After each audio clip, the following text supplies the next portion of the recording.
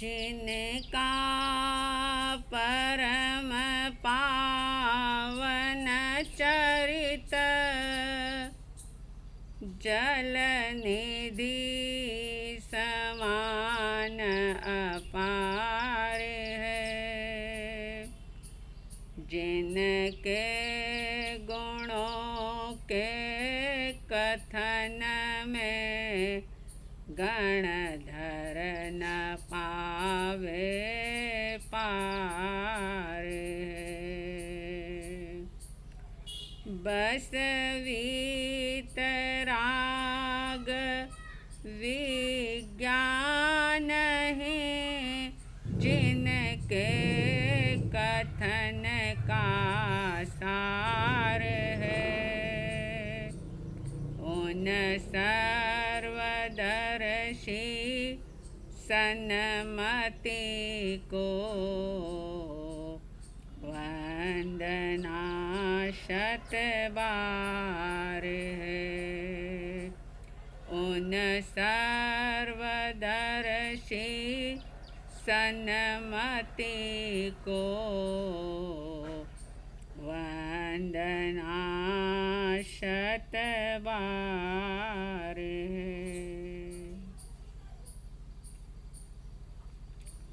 श्रद्धालु जिज्ञासु श्रोताओं,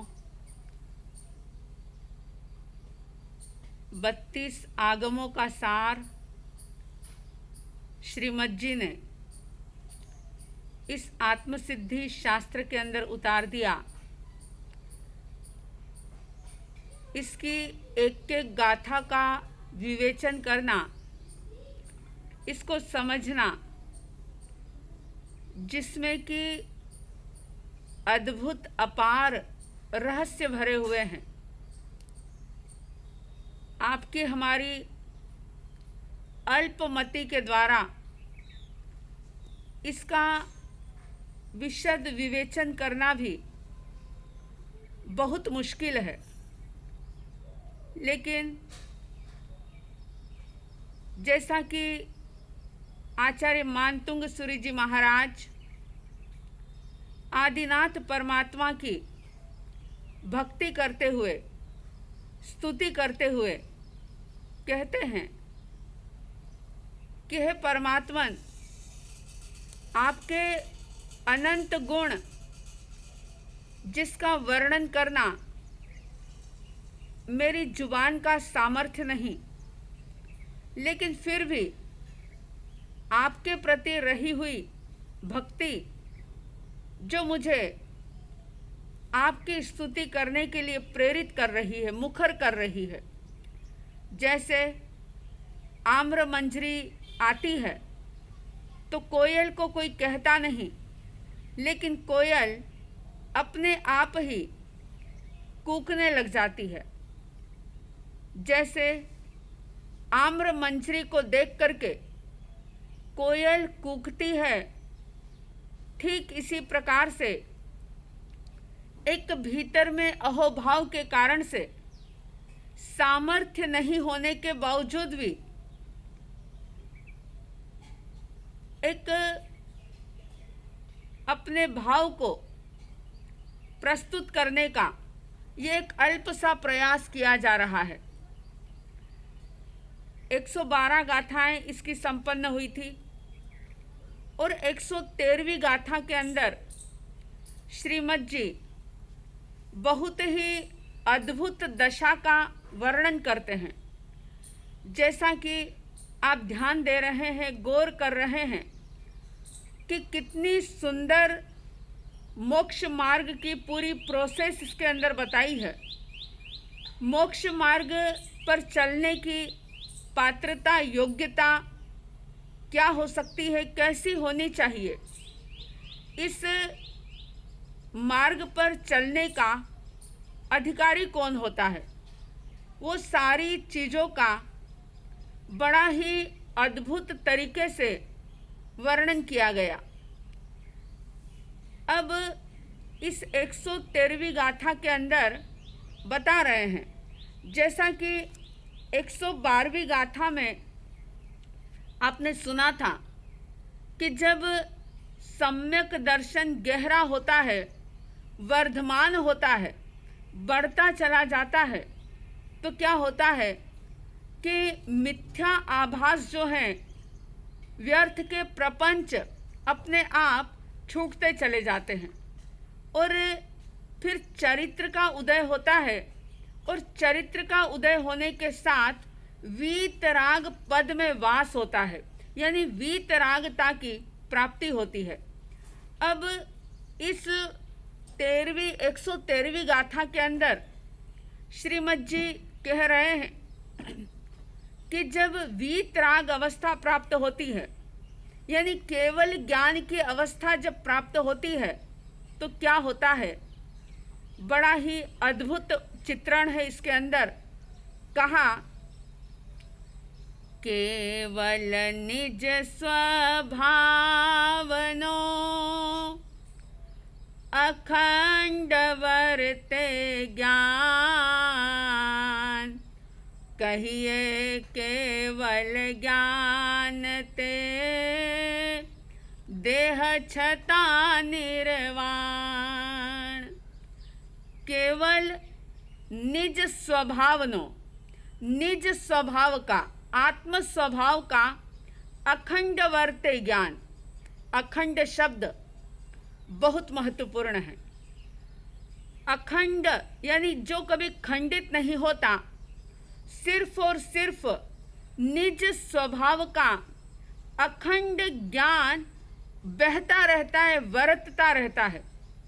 आप सबने ये बात सुनी, जानते हैं आप कि केवल ज्ञान जिसमें 3 काल 3 लोक की, भूत भविष्य वर्तमान के हरेक पर्याय का ज्ञान,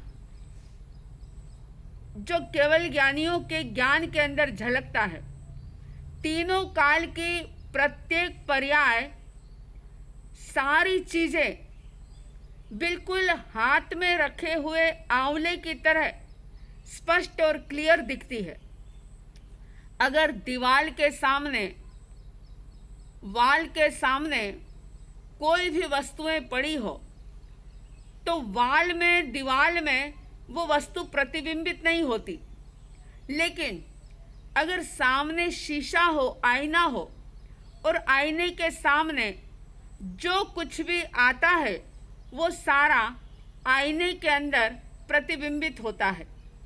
दीवार में प्रतिबिंबित करने की क्षमता नहीं है, लेकिन आईने में, कांच में सारी चीजें प्रतिबिंबित होती है, ये उसका स्वभाव है। ठीक इसी प्रकार से केवल ज्ञान जब होता है, वैसे तो शास्त्रों के अंदर 5 प्रकार के ज्ञान का वर्णन आता है। मति ज्ञान, श्रुत ज्ञान, अवधि ज्ञान, मनः प्रयोग ज्ञान और केवल ज्ञान।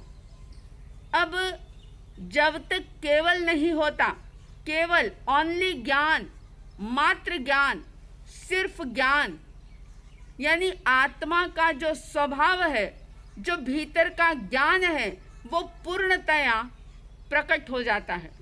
और ऐसा प्रकट होता है कि फिर ये जीवात्मा अपने ही उस निज स्वभाव के अंदर निरंतर रमण करती रहती है। चारों ही बाकी के जो ज्ञान हैं, वो सारे केवल ज्ञान के अंदर समाहित हो जाते हैं। केवल ज्ञान हो गया यानी मति, श्रुत, अवधि, मनः प्रयोग ज्ञान चला गया, ऐसी बात नहीं है। जैसे अगर कोई लड़का या लड़की इंजीनियर बनते हैं या एमएससी करते हैं या अन्य किसी प्रकार का कोर्स करते हैं, कोई डिग्री हासिल करते हैं, तो ये बात तय है कि उन्होंने पहले 10th की, फिर 12th की, और उसके बाद धीरे धीरे वो आगे बढ़े। अगर आपके बेटे ने बीएससी, एमएससी या इंजीनियर की डिग्री हासिल की है, तो आप सीधा यही कहेंगे कि मेरा बेटा इंजीनियर है। आप ये नहीं कहते कि उसने 10th की, 12th की और इंजीनियरिंग की, ऐसा आप नहीं बोलते, क्योंकि इंजीनियरिंग की या डॉक्टर बना या सीए बना, वकील बना, उसी के अंदर 10th 12th 11th सारों का समावेश हो जाता है। ठीक इसी प्रकार से बाकी के जो 4 ज्ञान हैं उन ज्ञान का समावेश केवल ज्ञान के अंदर हो जाता है। सारी चीज़ें केवल ज्ञान के अंदर झलकने लग जाती है। लेकिन मज़े की बात ये कि केवल ज्ञानियों को कुछ भी देखने की, जानने की इच्छा ही पैदा नहीं होती।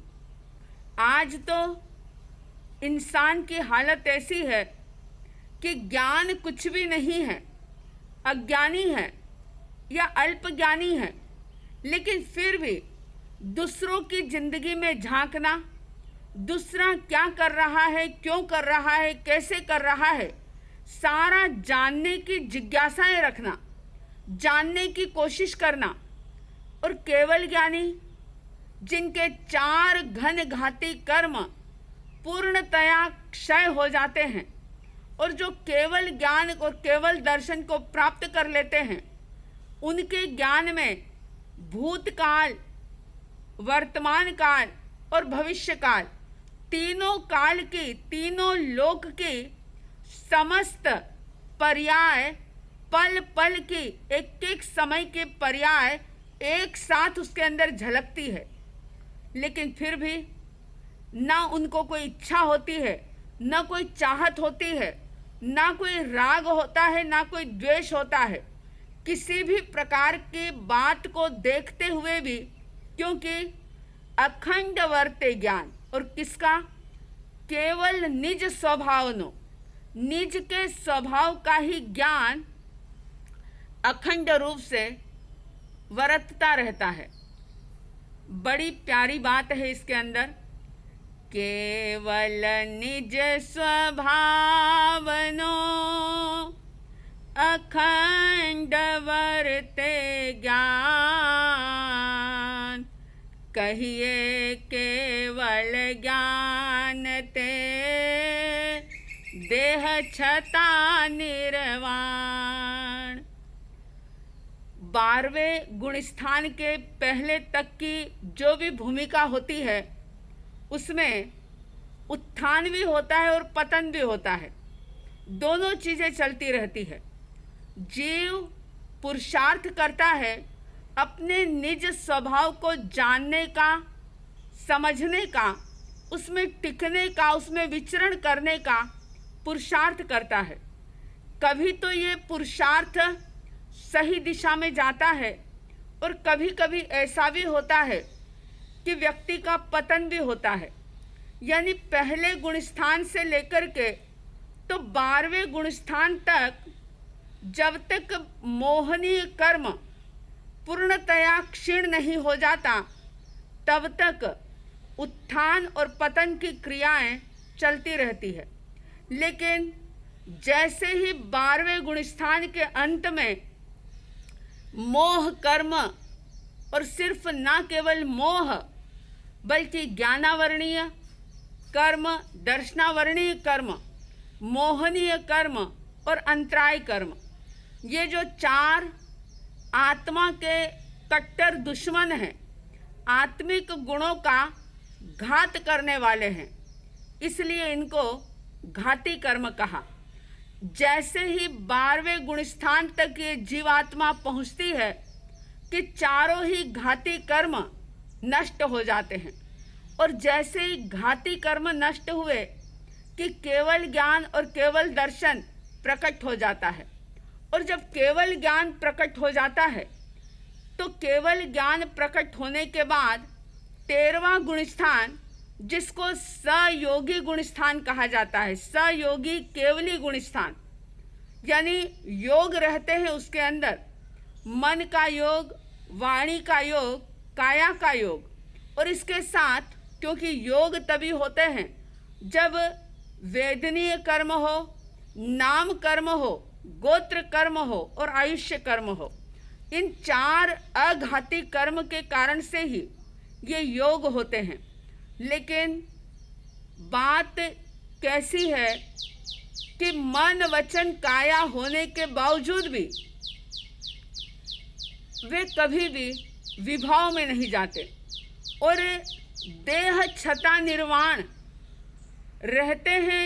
जब तक आयुष्य है तब तक आपके हमारे बीच में, यानी इस दुनिया के बीच में रहते हैं, जगत में रहते हैं, लेकिन उनका अनुभव जो होता है वो सिद्ध परमात्मा जैसा, सिद्धालय में विराजमान जो सिद्ध भगवान हैं उनके आनंद में और यहाँ पर रहने वाले केवल ज्ञानियों के आनंद में, उनके ज्ञान में किसी भी प्रकार का कोई भी अंतर नहीं होता। इसलिए कह दिया, कहिए केवल ज्ञान ते देह छता निर्वाण। देह छता यानी देह के होने के बावजूद भी, देह में रह कर के, शरीर में रह कर के भी, शरीर के साथ रह कर के भी निर्वाण के सुख का अनुभव वो करते हैं। किसी भी प्रकार का कोई ऊहापोह, कोई शंका, कोई भय, कोई शोक, कोई कषाय, रंच मात्र भी नहीं होता। क्यों नहीं होता? क्योंकि इन सब चीज़ों का जो मूल है मोह कर्म, उसको उन्होंने क्षय कर दिया और ये सब होने के बाद वे निज स्वभाव में, केवल निज स्वभाव में, केवल यानी सिर्फ, ओनली, मात्र निज स्वभाव के अंदर वर्तन करते रहते हैं, विचरण करते रहते हैं। पल पल अपने आत्म स्वभाव का ही आनंद लूटते रहते हैं, अपने आत्म स्वभाव का ही अमृत घुट पीते रहते हैं। सब कुछ उनके ज्ञान में झलकता है, लेकिन वे उन सब चीज़ों से अप्रभावित होते हैं। अब देखो कि दर्पण अगर सामने है और उसके सामने, आईने के सामने अगर आग जल रही हो तो आग उसके अंदर दिखाई देती है, लेकिन दर्पण नहीं जलता, आईना नहीं जलता। अगर पहाड़ के सामने बड़े शीशे को रख दो तो उसके अंदर पहाड़ दिखता है, नदियाँ दिखती है, समंदर दिखता है, लेकिन ना तो वो शीशा आईना गीला होता है, ना ही मलिन होता है, ना उससे वो प्रभावित होता है। जैसे आईने के अंदर सब कुछ झलकता है लेकिन वो अप्रभावित रहता है, इसी प्रकार से केवल ज्ञानी आत्माएं बाहर की दुनिया से, बाहर के जगत से सब कुछ उनके ज्ञान में झलकने के बावजूद भी अप्रभावित रहते हैं। जैसे आप समझ लो किसी कमरे में गए हो, अंधेरा है, कोई एक चीज़ लेने के लिए आप गए, आपने लाइट चालू करी, स्विच ऑन किया, अब आपको एक ही चीज़ वहाँ से लेनी है, आपका ध्यान उसी तरफ होगा। लेकिन जैसे ही उजाला किया कि कमरे में रखी हुई सारी चीज़ें, सारा सामान उस प्रकाश के अंदर दिखने लग जाता है। ठीक इसी प्रकार से केवल ज्ञानियों के ज्ञान में सब कुछ झलकता है मगर वो उससे प्रभावित नहीं होते। देखिए मोह कर्म की कैसी विचित्रता है कि जब तक मोह कर्म रहता है जीव मिथ्या आभासों में जीता है, अज्ञान दशा में जीता है, उसकी स्थिति बिल्कुल शराबी जैसी हो जाती है कि शराबी शराब पी लेता है तो उसे कोई होश आवास नहीं रहता, उसे कोई भान नहीं रहता, वो कौन है, क्या कर रहा है। जब तक शराब का नशा उस पर छाया है तब तक वो बिल्कुल बेभान रहता है, अपने आप से भी अनजान रहता है।